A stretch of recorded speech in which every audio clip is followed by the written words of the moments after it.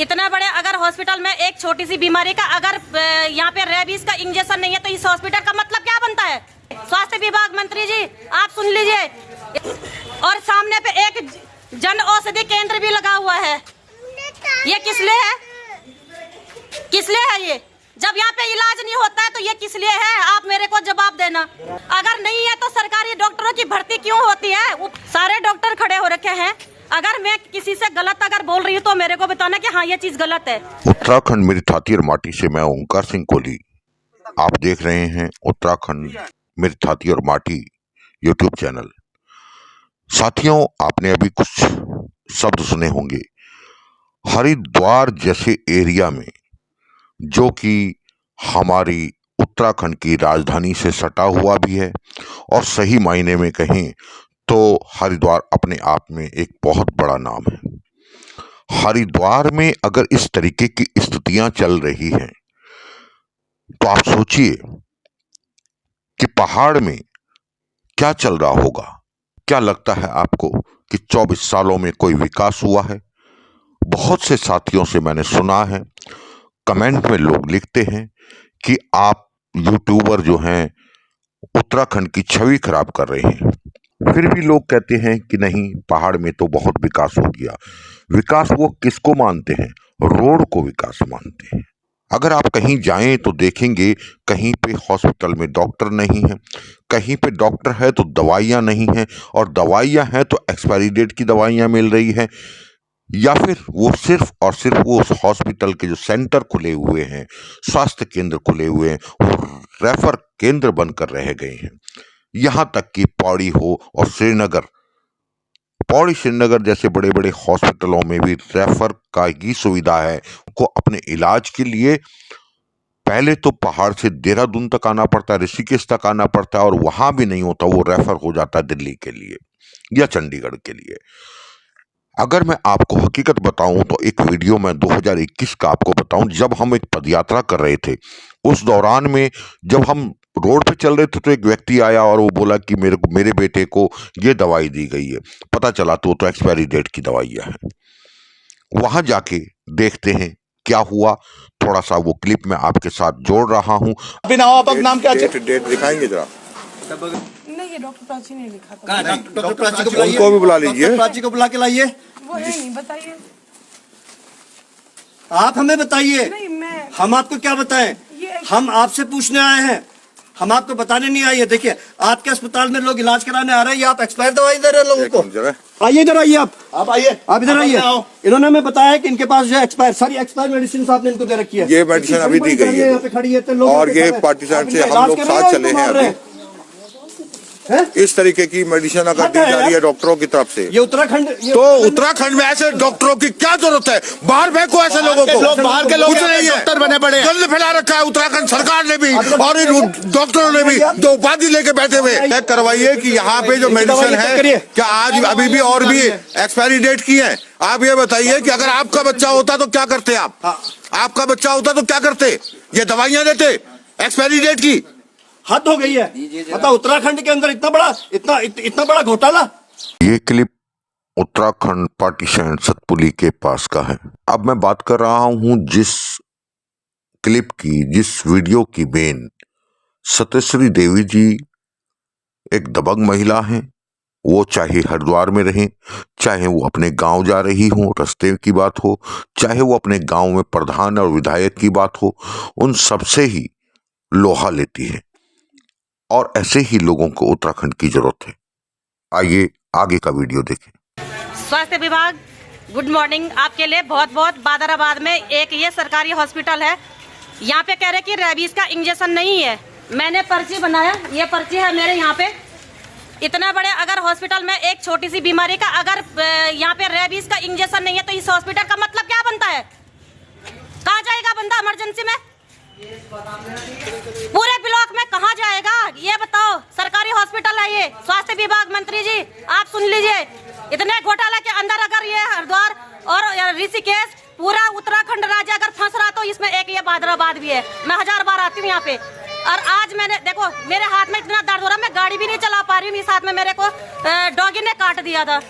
और मैंने 10 रुपए का ये पर्चा बना दिया। भाई जी को मैंने पहले बोला भी है कि मेरे को रेबीज का इंजेक्शन लगाना है। वो मैंने कहा अब ये पर्चा वापस करो, मेरा 10 रुपए दो। फ्री क्या आ रहे क्या वो 10 रुपए पर हमारे पर्चे के? बताओ फ्री क्या आ रहे क्या? ये बादराबाद है, बादराबाद ब्लॉक के सामने, और सामने पे एक जन औषधि केंद्र भी लगा हुआ है। ये किस लिए है? किस लिए है ये? जब यहाँ पे इलाज नहीं होता है तो ये किस लिए है? आप मेरे को जवाब देना, जवाब देना किस लिए है ये? पूरा उत्तराखंड में यही है सरकारी हॉस्पिटल का ये। अगर नहीं है तो सरकारी डॉक्टरों की भर्ती क्यों होती है? ऊपर से कह रहे कि यहाँ पे रेबीज का इंजेक्शन नहीं है। कहाँ जाएंगे? बादराबाद के अंदर एक हॉस्पिटल के अंदर किसी को कुत्ते ने इमरजेंसी काट दिया, वो कहाँ जाएगा? इससे अच्छा तो ये हॉस्पिटल होने का मतलब क्या बनता है? अभी लाइव भी चलाऊंगी, क्योंकि इसमें वीडियो बना करके ये भी बोलते हैं कि वीडियो झूठी होती है।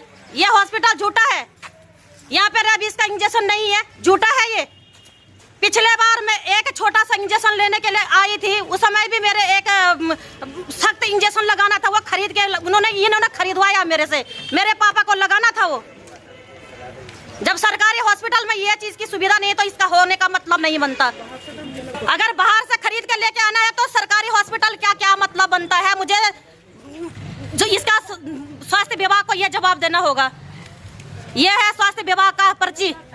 मैंने इनसे बोला कि 10 रुपए वापस दे दो, बोला है। मैं पहली बार ये हॉस्पिटल में नहीं आ रही हूँ। हाँ, वापस का मैंने इनसे पहले बोला था कि मेरे को रेबीज का इंजेक्शन लगाना है। जब पेशेंट कोई पर्चा बनाता तो पहले सर यही बोलता है, और कोई बीमारी बताएगा। उस समय उनको बोलना चाहिए था यहाँ पर रेबीज का इंजेक्शन नहीं है। सारे डॉक्टर खड़े हो रखे हैं। अगर मैं किसी से गलत अगर बोल रही हूँ तो मेरे को बताना कि हाँ ये चीज गलत है। रेबीज का इंजेक्शन नहीं होने का इतना बड़ा हॉस्पिटल एक ब्लॉक के अंदर अगर रेबीज का इंजेक्शन नहीं होने का मतलब क्या बनता है? छोटा सा इंजेक्शन है वो, लेकिन बीमारी बहुत बड़ी है। इमरजेंसी मेरे को 24 घंटा होने वाला है, कहाँ जाऊंगी?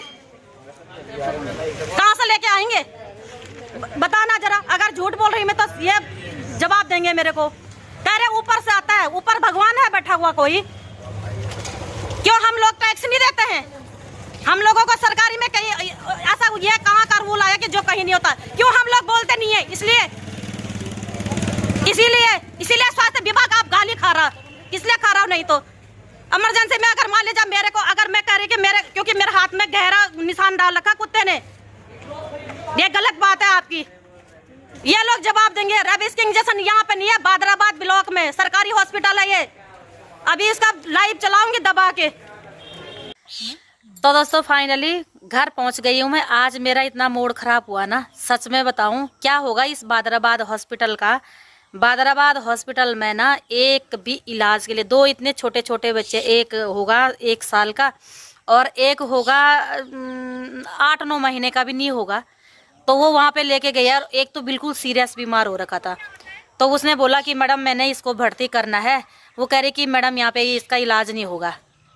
जैसे लगता है ना कि हम किसी पुछारे के पास जा रखे हैं, तो इसका मतलब क्या होता? सेम यही चीज़ होती ना कि इसका इलाज वाल यहाँ पे नहीं होगा।